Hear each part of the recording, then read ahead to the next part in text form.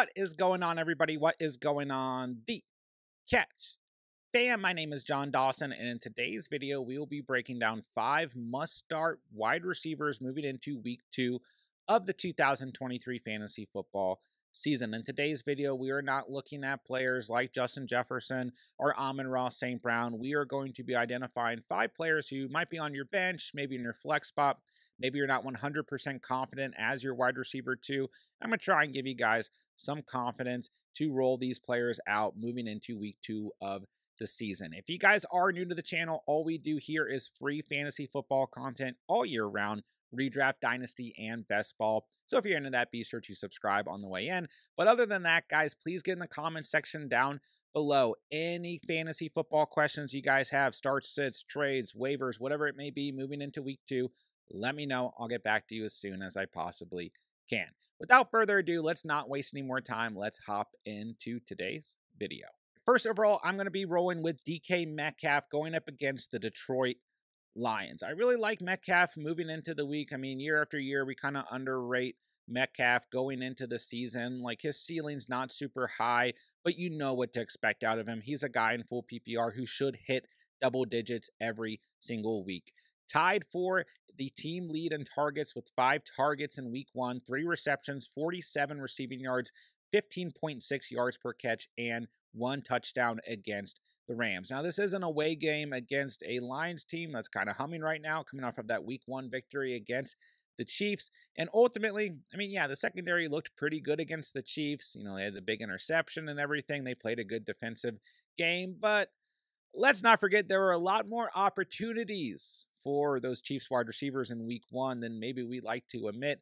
There was just a lot of dropped balls, and I don't think that this Seahawks unit is necessarily going to have that same outcome. At the moment, Tyler Lockett is questionable, which could, help Metcalf's overall uptick in volume. But even if Lockett is out there, I mean, that still helps the defensive pressure for Metcalf. JSN tied for a team lead in targets with 5 targets as well in Week 1, 3 receptions for JSN.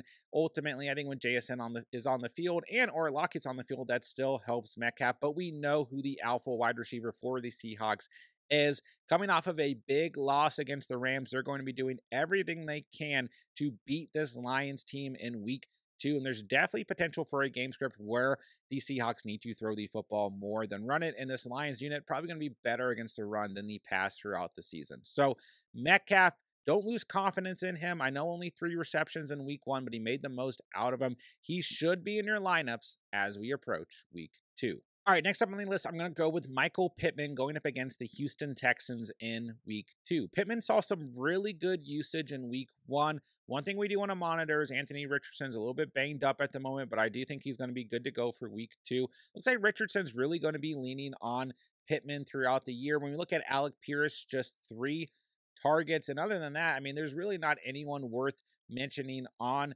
this Colts offense at the wide receiver position at the moment. I mean, Josh Downs got a little bit involved. He could start to produce more and more as the season goes on. But similar to Metcalf, Pittman is the locked and loaded alpha wide receiver 1 on this team. Ultimately, 11 targets, 8 receptions, 97 receiving yards, a touchdown, 12.1 yards per catch, and 23.7 fantasy points against Jacksonville in Week 1. I do think this Houston Texans defense could be a little bit surprising. I mean, they were last year. They were pretty decent against opposing wide receivers and wide receiver 1s for that matter. But I see another game script similar to Week 1 for the Colts in Week 2. This should be a good competitive game script. And I think Pittman is really leaned on as Anthony Richardson's go-to target throughout this game. And I mean, Richardson looked pretty dang good in Week 1 for a rookie quarterback going up against, a really good Jacksonville Jaguars team. So Pittman, I think, continues to get a good amount of targets. I think 8 to 12 targets a week as long as he's healthy and Richardson's healthy is a lock. I mean, we know this Colts unit's going to have its struggles throughout the year, but if they're playing from behind, that helps Pittman and this passing offense from a fantasy perspective. So if you own Pittman, maybe you're looking ahead. You don't feel fully confident at Houston in Week 2, at Baltimore in Week 3, but I think he continues to be a wide receiver that we fire up in the flex or potential for a wide receiver 2 spot as we approach Week 2. All right, third overall, I'm rolling with Zay Flowers, a wide receiver I talked about a lot moving into Week 1. And the main reason I liked Zay Flowers going into week 1 was obviously Mark Andrews was not going to be on the field. When Andrews is back, which could certainly be in this week 2 matchup against the Cincinnati Bengals, maybe that does affect Zay Flowers' total volume.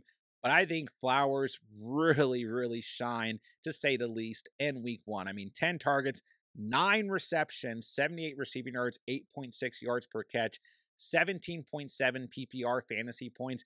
There's no way Lamar Jackson is not going to continue to make Zay Flowers his primary go-to target. And I told you guys, some of you guys were worried. Odell Beckham's going to be out there. Bateman's going to be out there. We still like Isaiah Likely at the tight end position, even if Andrews is not out there.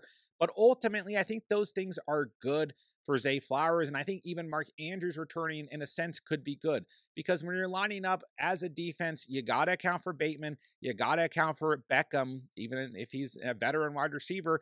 And you have to account for Mark Andrews as well as what Lamar Jackson can do with his legs. So all these things help alleviate that defensive pressure for Zay Flowers. Guys, Flowers, one of my favorite, if not my favorite rookie wide receiver based on his ADP going into this year. He's going to continue to act as the primary wide receiver in my eyes for the Baltimore Ravens, even if other guys like Odell and Bateman are lining up in front of him. Bateman, 3 targets. Beckham, 3 targets. Isaiah Likely, just 1 target in week 1. Andrew's going to take some of that, but ultimately, Flowers is going to continue to get fed. He's going to turn into a very solid flex play week by week throughout the year, but I especially like him even in a relatively tough matchup against the Bengals on paper, but man, they looked really bad in week 1. Maybe they bounce back at home in week 2.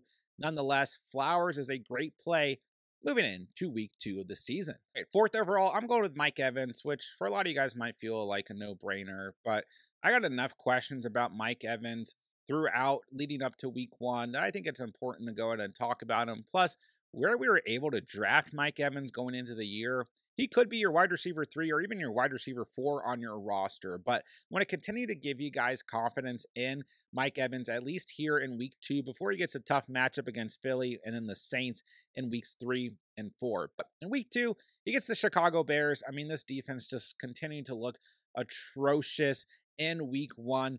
I mean, maybe they start to get it together, but I just don't think it's going to happen here in week 2. This is a home game for the Bucs. They're coming off of a big victory against the Minnesota Vikings in week 1, where Mike Evans had 10 targets, 6 receptions, 66 receiving yards, 11 yards per catch, 1 touchdown, and 18.6 fantasy points. The game script helped here. I think the game script's going to be just fine in week 2. And man, this Bears defense might be a defense we continue to exploit throughout the season. It's still early. We'll see how things go. I really liked Chris Godwin going into this matchup, who had 6 targets, 5 receptions, and 51 receiving yards. Trey Palmer, just 3 targets in this game. Rashad White, only 2 targets. And Cade Otton at the tight end position, just 3 targets. Mike Evans looks to be Baker's favorite wide receiver. Similar to some of the other guys we talked about on today's list, he's the bona fide alpha wide receiver, even with Chris Godwin floating around. Godwin's going to have good games. He still put up a respectable stat line in PPR at 10 fantasy points, but Evans has that touchdown upside. He's looking to play for a new contract with another team, continuing to prove why he's such a dominant wide receiver in the league going into his 10th year this season. So Evans, I think a great play against the Chicago Bears. If you're in a position where he's your wide receiver 4, be happy.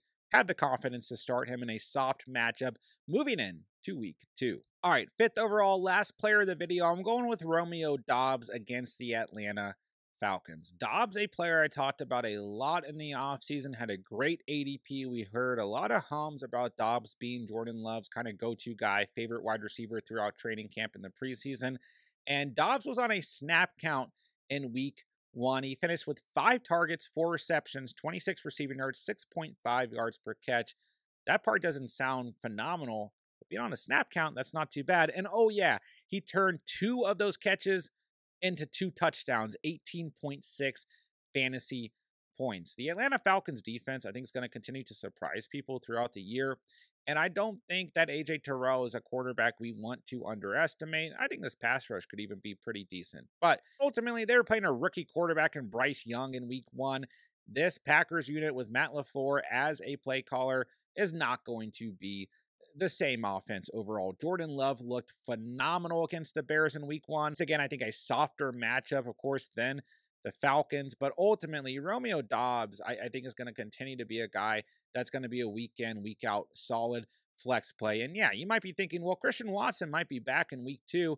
Well, I think that helps Romeo Dobbs. I talk about this all the time. I talked about it earlier in the video. When you have more studs on the field, that just helps eliminate defensive pressure for certain players. If Watson's out there, there's going to be more looks for Romeo Dobbs where he ends up open. So we thought, maybe Jaden Reed could be a big factor. He did have 5 targets, but just 2 receptions for 48 receiving yards in week 1. Luke Musgrave, 4 targets, 3 receptions.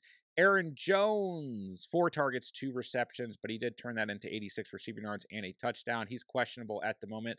He's always kind of questionable. He could be good to go. But ultimately, when you look at things, those 5 targets for Dobbs, they were still tied for a team lead. So I like Dobbs. I mean, once again, that was on a snap count. If Watson comes back, I'm not worried about it. Dobbs looks like a player that Jordan Love is going to continue to target in the red zone, and we have to take advantage of that. So I do like this Atlanta Falcons defense as kind of a sleeper unit throughout the year, but Dobbs, I think, continues to be a solid flex play moving into week 2. And that'll do it for today's video. If you guys did enjoy the content today or find it helpful in any way, be sure to subscribe on the way out for more year-round fantasy football content. But more importantly, guys, get in the comment section down below any fantasy football questions you guys have, start sits, trades, waivers, whatever you need.